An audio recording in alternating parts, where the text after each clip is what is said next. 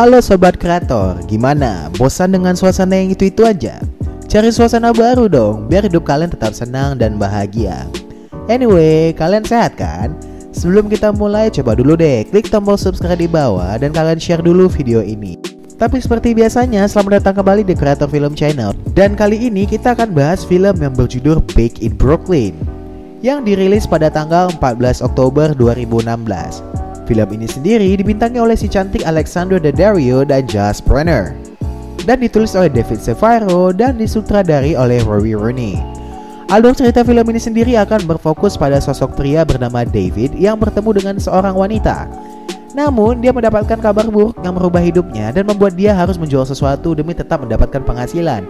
Namun sesuatu itu justru akan merubah hidupnya dan mempengaruhi hubungannya dengan teman-temannya. So, tanpa perlu banyak berkata lagi karena memang udah kepanjangan, mari kita mulai intronya.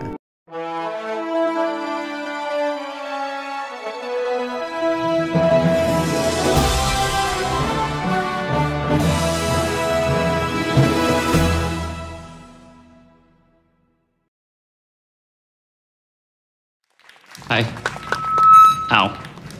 Film dimulai dengan seorang pria bernama David Seifert yang sedang mempromosikan novel yang dia tulis dan melakukan pembacaan isi novel tersebut di hadapan banyak orang. Yang mana novel itu menceritakan kisah hidup yang tidak akan dilupakannya. Pada waktu itu David bekerja di sebuah perusahaan. Ya, dia memiliki pekerjaan yang biasa pada umumnya, yang mana dia harus membuat laporan, tetap kerja ketika bos di tempat, pergi pagi pulang sore, dan akhir bulan mendapatkan gaji, yang gaji tersebut hanya numpang lewat dan akan habis dalam waktu, seminggu mungkin. Yap, ngebosenin kan? Nah, itulah yang David rasakan. But hey, at least dia punya pekerjaan, dan orang tuanya bangga karena dia punya karir dan gak jadi beban keluarga yang kerjanya hanya makan dan tidur doang. Oke, back to story. Suatu ketika di sebuah pesta yang mana semua orang melepas penat, tak terkecuali David dan teman-temannya. Nah, di pesta ini David bertemu dengan seorang wanita cantik bernama Kate. Mereka berbicara sejenak. Well, David ini punya personality seperti orang yang banyak bicara dan kadang gak bisa berhenti bicara, kerjanya gak bacot doang.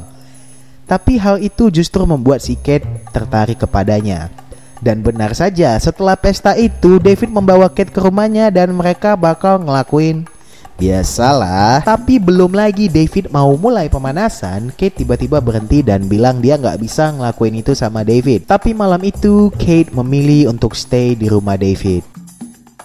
Tak berapa lama kemudian, David dan Kate terus berhubungan sampai akhirnya David menawarkan Kate untuk tinggal bersama di kamarnya selama musim panas. Hal itu dikarenakan Kate sendiri mendapatkan pekerjaan magang di sana dan butuh tempat tinggal. Dan Kate ini pun setuju, walaupun awalnya dia sempat ragu karena David tinggal di apartemen di rumah itu bersama dua temannya. Dan hal yang membuat David bersemangat, Kate baru saja putus dengan pacarnya. Akhirnya David dan Kate pun memulai hubungan mereka yang mesra. Nah, disinilah David mendapatkan berita buruk yang merubah hidupnya. You know you're not the only one, right? Perusahaan tempat David bekerja mengalami kerugian yang cukup besar yang menyebabkan perusahaannya harus mengurangi budget karyawan. Dan David adalah satu dari beberapa karyawan yang harus di-PHK secara sepihak. Akhirnya David pun mulai bingung dengan apa yang harus dia lakukan di hidupnya. David sendiri tidak mau jujur kepada orang tuanya tentang dia yang sudah tidak punya pekerjaan lagi. Namun seperti yang kita tahu, pekerjaan biasa itu ngebosenin bagi David. Dia pun mulai mencoba mencari hal baru. Sampai akhirnya ketika dia membeli obat penenang kepada temannya, David mendapatkan ide untuk menjual ganja. David sendiri juga bercerita kepada Kate mengenai rencananya, dan Kate ini ya mendukung aja, walaupun sebenarnya Kate tidak setuju dengan pilihan David yang dianggap sangat beresiko dan bisa membuat dia tertangkap dan masuk penjara, yang dapat membuat nama dan masa depannya rusak. Namun David tetap kekeh untuk melakukan itu. Dan dia bertemu dengan seorang bandar bernama Ace. Ace sendiri melihat David sebagai sosok yang banyak bicara, dan Ace memperingatkan kepada David untuk berhati-hati ketika menjalankan bisnis ini dan tidak pernah memberikan detail kehidupan pribadinya ke orang lain. Dan setelah mendapatkan ganja tersebut, dia mulai membungkusnya di plastik-plastik kecil dan mulai mengirim pesan kepada orang-orang dari handphonenya dan berharap agar ada seseorang yang ingin membelinya. Awalnya tidak ada yang mau membeli ganja milik David, sampai akhirnya dia melakukan hal yang ya bisa kita bilang cukup beresiko. Dia mengirim email kepada beberapa orang yang dia dapat di internet untuk mempromosikan bisnisnya. Hal ini bisa dibilang sangat berbahaya karena jejak digital itu sangat mudah dilacak dan justru dapat membuat David ketahuan. Bahkan Kate sendiri terkejut dan marah dengan hal yang dilakukan David. Tapi walaupun dengan resiko yang cukup berbahaya itu, dia pun mulai mendapatkan pelanggan setelah mengirimkan email tersebut. Well, David sendiri bisa dibilang sebagai anak yang polos dan jelas tidak punya pengalaman berjualan barang haram seperti ganja.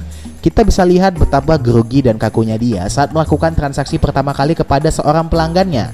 Namun, hey, lama-lama dia mulai terbiasa dengan bisnis ganja online shop dia, yang setelah itu banjir orderan. Bahkan ada yang repeat order dan dia dengan cekatan mengantarkan barang tersebut dengan cepat. Sudah sangat jelas dengan pelayanan yang David lakukan, dia memiliki banyak pelanggan akibat kecepatan pengiriman yang dilakukannya. Uang hasil penjualan ganja itu David simpan di sebuah koper di bawah tempat tidurnya dan Kate. David terus dapat banjiran order nih dan bahkan mendapatkan pelanggan yang memberikannya uang agar dia bisa membeli sepeda baru. Dan dia dengan bangga memamerkan sepeda barunya itu kepada kekasihnya Kate. Hi. You trust me? Yeah. Namun, tanpa disadari, waktu David mulai lebih banyak tersita dengan berjualan ganja. Sehingga terkadang dia menghabiskan waktu yang sangat sedikit dengan Kate dan teman-temannya. Bahkan di ulang tahun yang Kate sengaja buat, David yang tidak sengaja meminum obat tidur milik Kate tampak tidak bersemangat di hari ulang tahunnya sendiri. Salah satu teman David sendiri pun akhirnya mulai marah dan mencoba menasihati David saat David meninggalkannya di lapangan tenis. Padahal mereka baru 5 menit main dan David sudah membuat temannya menunggu lama. Tapi David sendiri ya tetap keras kepala dan dia terus berfokus kepada bisnisnya menjual ganja. Akhirnya lama-kelamaan si Kate sebagai seorang wanita yang lumrahnya butuh kasih sayang dan momen uuan bersama kekasihnya, akhirnya mulai bosan dan mulai berpergian sendiri tanpa David. David pun mulai berpikir dia nggak bisa selamanya jadi penjual ganja. Akhirnya David pada waktu itu memiliki cita-cita menjadi penulis, mendapatkan info lowongan penulis dari salah satu pelanggannya. Dan si pelanggan ini bilang dia bakal bantu David, siapa tahu aja David bisa bekerja di tempat itu. Yang David harus lakukan hanya mengirimkan ke si pelanggan portofolionya. Namun, apakah pelanggan itu justru bakal membantu David? Kita lihat aja nanti.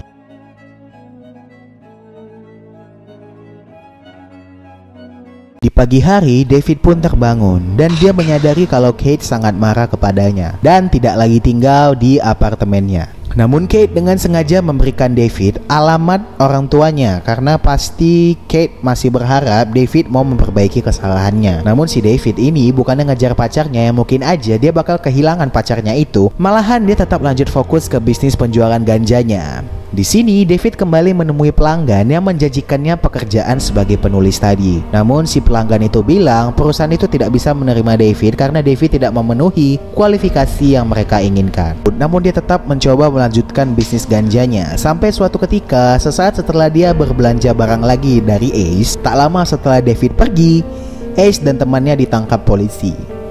Hal itu membuat Ace mengira jika David adalah orang yang melaporkan Ace ke polisi dan Ace sudah pasti akan mencarinya dan membalaskan dendamnya. Akhirnya setelah mengalami hari yang cukup berat yang mana dia harus kehilangan sepedanya, Ace tiba-tiba muncul dan menyerang dia habis-habisan. David yang lemas pun kembali ke apartemennya dan di sini dia dilanda kesedihan yang luar biasa. Dia pun menelpon orang tuanya dan akhirnya jujur tentang apa yang sebenarnya terjadi dalam hidupnya. Tapi David tidak jujur pada bagian kalau dia jual ganja selama 4 bulan terakhir. Keesokan paginya, kedua teman David menyadari kalau dia sudah habis dipukul dan temannya bilang kalau mereka sudah mencoba memberitahu David tentang resiko berjualan ganja. Namun David tidak mau mendengar. Di sini David menyadari hal yang dilakukannya salah dan dia memutuskan untuk berhenti dari bisnis haram itu. Adegan kemudian kembali dengan David di masa kini yang sudah hampir selesai membacakan bukunya dan di situ dia sadar kalau dia tidak pernah cocok untuk menjual narkoba. Dan diceritakan beberapa bulan setelah itu Ace mengetahui siapa yang melaporkannya ke polisi dan dia meminta maaf kepada David. David kemudian bercerita tentang dia yang akhirnya memberanikan diri untuk menemui Kate lagi. David meminta maaf kepada Kate dan berharap mungkin bisa balikan lagi sama si Kate. Namun sayangnya si Kate kembali berpacaran dengan mantannya. David pun kecewa atas kesalahan yang dia lakukan. yaitu menyanyiakan cewek cantik dan seksi. Namun akhirnya di akhir film, David mengambil jatah terakhir bersama Kate dengan menciuminya pas di depan pacarnya Kate. Pacar Kate yang marah pun mengejar David yang sudah kabur menggunakan sepedanya. Film pun selesai. Oke sobat kreator, begitulah alur cerita dari Back in Brooklyn. Ya, sedikit pesan yang kita bisa ambil di cerita ini, yaitu jangan masuk ke jalan yang salah. Apalagi jalan yang salah itu dapat mengganggu hubungan kita dengan orang-orang terdekat kita, seperti David. Untung saja kedua temannya masih mau berteman dengannya. Dan satu lagi, cobalah untuk mendengarkan nasihat dari teman-teman sekitar kita. Jangan keras kepala dan jangan pernah menjadi orang yang sok benar, karena hal itu justru akan menghancurkan kita. Anyway, seperti biasa, terima kasih banyak buat kalian yang sudah menonton video ini. Jangan lupa klik tombol like, subscribe, dan komen sebanyak-banyaknya di bawah. Dan jangan lupa untuk nantikan video kami selanjutnya. Akhir kata, aku Adik beserta jajaran tim kreator film channel pamit undur diri. Terima kasih dan sampai jumpa di video selanjutnya. Guys, menurut kalian kalau kreator film channel pakai narator cewek, kira-kira view-nya naik gak ya?